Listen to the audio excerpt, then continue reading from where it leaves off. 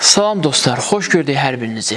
Düşündüm ki, bu çəkilişdə sizlə bir məsələni müzakirə etməyə çalışım. Bu müzakirə edəcəyim məsələni ortaya qoyan şəxs ciddi bir şəxs olmasa da, onun dini yanaşması ciddi olmasa da, amma insanları çaşdırdığı üçün, insanların düşüncələrini qarışdırdığı üçün düşünürəm ki, ona qısa olaraq da olsa cavab verməyə cəhd eləyək. Daha doğrusu onun insanları yersiz azdırmağından danışaq.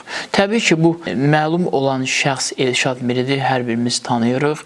Bilirik, sosial şəbəkələr üzərindən əsasən müəyyən televiziya kanallarından işləyən bir şəxsdir. Bu şəxsin dini yanaşması Azərbaycan xalqının ənənəvi din tanımasına qarşıdır. İstər xalqın, istər dinimizin müqəddəs dəyərlərini, ümumiyyətlə dinin müqəddəsliyini, Quranın müqəddəsliyini şübhə altına alması və saxta cümlələrlə bu müqəddəs dəyərləri həmişə kölgədə qoymağa çalışmasıdır ki, bu da düşünürəm bizim xalqımızın dini inancına qarşı böyük bir təhqirdir. Bu səbəbdən də düşündüm ki, ona uyğun bir cavab verim. Bu şəxs, hər biriniz bilirsiniz ki, hər bir şeyi Quranda axtarır və özünün iddiasına görə hər bir şey də Quranda var. Amma biz bilirik ki, Allah Quran-ı Kərimdə buyurur ki, biz bu Quranı sizin üçün Peyğəmbərin dili ilə asanlaşdırdıq. Bu Quran-ı Kərimin ayəsidir. Allah bizim üçün bu Qur'anı Peyğəmbərin dili ilə asanlaşdırıb. Yəni, Qur'anın ayələrinin izahında hər hansı bir sənədi etibarlı və sübut gətirilə biləcək hədisə bizim ehtiyacımız var. Belə bir iddia da müəyyən zamanlarda ortaya atıb ki, manipulyasiya edərək bu cümlələrdən istifadə edib Allahın fikrini çatdırmaqda niyəsə ehtiyacı var məyər? Elə olan halda buna da biz cavab verə bilərik ki, Allahın bəndələrinə söz çatdırmasında heç Peyğəmbərə də ehtiyacı yoxdur onda. Niyə görə Peyğəmbərlərin vasitəsilə Allah söz çatdırır? Heç Quran kitabına ehtiyacı yoxdur. Niyə görə Allah sözünü bəndələrinə Quranın vasitəsilə çatdırır? Ona birbaşa çatdırardı. Təbii ki, bu onun etdiyi iddia olduqca absurd bir iddiadır və verdiyi kinayəli sual absurd bir sualdır. Biz Elşad Mirinin çıxışlarını izləyərkən müəyyən irad bildirdiyi işlər var ki, misal olaraq insanların hüzür məclislərində bir-birinə başsağlıq verməsidir, 3 mərasimini, 40 mərasimini qeyd etməsidir. Bunları irad bildirərkən belə bir mövqedən də çıxış edir. Peyğəmbərin oğlu dünyasını dəyişdi, Peyğəmbər ona əzadarlıq etmədi, Peyğəmbər ona yas saxlamadı. Sual vermək lazımdır ki, Elşad bəy, əgər siz doğrudan da hər şeyi Quranda axtarırsınızsa, iradınız niyə görə hədislərdən qaynaqlanır? Hüzür məclislərini vurur, amma nə ilə vurur? Hansı sübutlarla hədəf alırdır? Peyğəmbər müraciət edir hədislərə. Və buyurur ki, Peyğəmbər öz oğlu İbrahimə misal olaraq əzadarlıq etmədi, hüzür saxlamadı. Peyğəmbər öz anasına əzadarlıq etmədi. Təbii ki, bunların izahı var hədislərdə, tarixdə ki, onlar da o səhv bilir. Dini yanaşması çox məhdud olduğundan, zəif olduğundan, əgər sən hər şeyi Quranda axtarırsansa, hansı səbəbdən hədislərdən istifadə edirsən? Əgər həqiqətən sən hər şeyi Quranda axtarırsansa, niyə görə Peyğəmbərin yas tutub tutmamasını hədislərdən axtardın?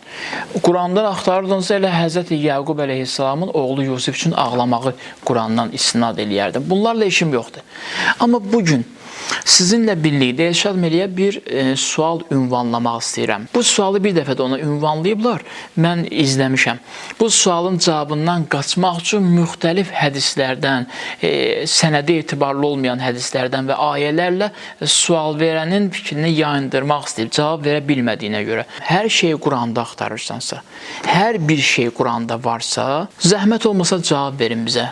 Dəfələrlə iddia edirsən ki, Quran-ı Kərimin 1-ci ayəsi Ələq surəsinin 1-ci ayəsidir.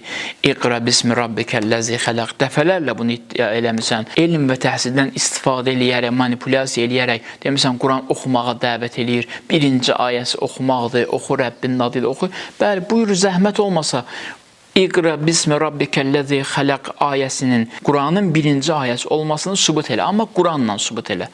Əgər Quranla bunu sübut edə bilməsən, sənin Quran-ı Kərim haqqında olan mövqeyin tamamilə sıfıra enir.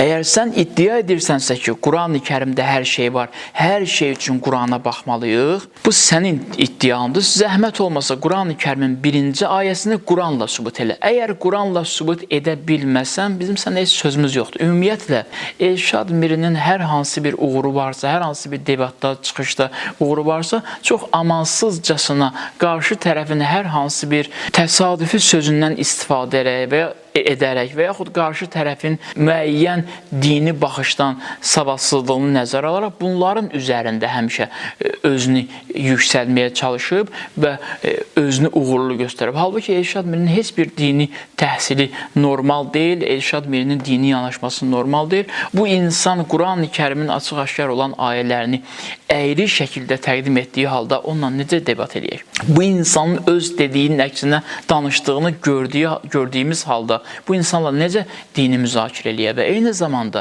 debatın da xüsusi şərtləri var. Axı Elşad Mirinin bu qədər aqressiya tökməsi, Elşad Mirinin bu qədər aqressiv yanaşması, təhqir edici hərəkətlərdən istifadə etməsi axı heç bir elmi yanaşmaya dəstək verə bilməz. Bir insanın niyyəti həqiqətən də xalqının elmi inkişafı olsa, dini maarifinin inkişafı olsa, onunla müzakirə etmək olar, gözəl nəticələr əldə etmək olar. Amma hər birimiz onun rəftarından görürük ki, mən çox izləmişəm.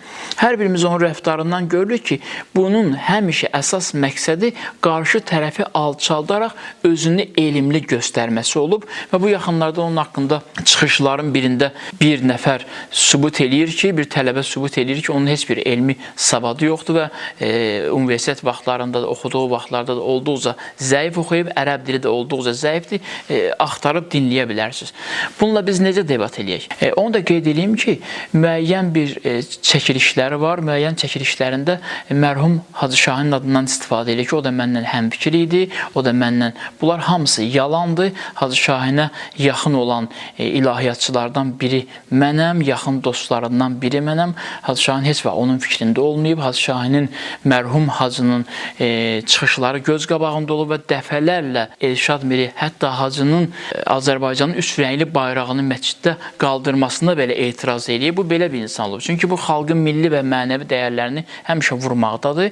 O səbəbdən də dəqiqliyi ilə qeyd edə bilərəm ki, mərhum Hacı heç vaxt bunun fikrində olmayıb. Mərhum Hacının elmi yanaşmaları olub, daha gözəl mövqe sərgiləyib, amma Elşad Miri ilə uyğunluğu təbii ki, absurddur.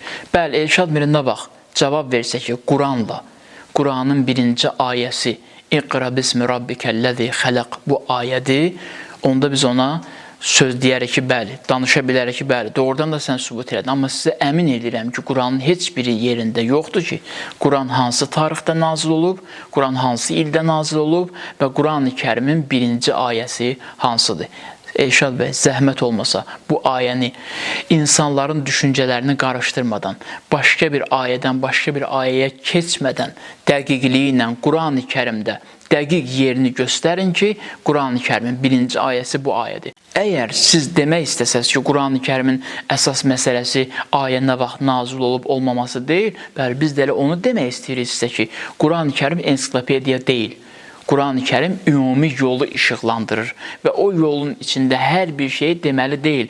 O səbəbdən də siz bu insanlardan hər şeyin Quranda olmasını gözləməli deyilsiniz. Əgər gözləyirsinizsə, biz də sizdən Qurani-Kərimin 1-ci ayəsinin hansı surədə, hansı ayədə olmasını gözləyirik. Tapa biləndə gələrsiniz, danışarıq, tapa biləndə çıxış eləyərsiniz, cavab verərsiniz. İnsanlar da doğrudan da sizin səmimi Qurana yanaşmanıza inanmağa çalışarlar.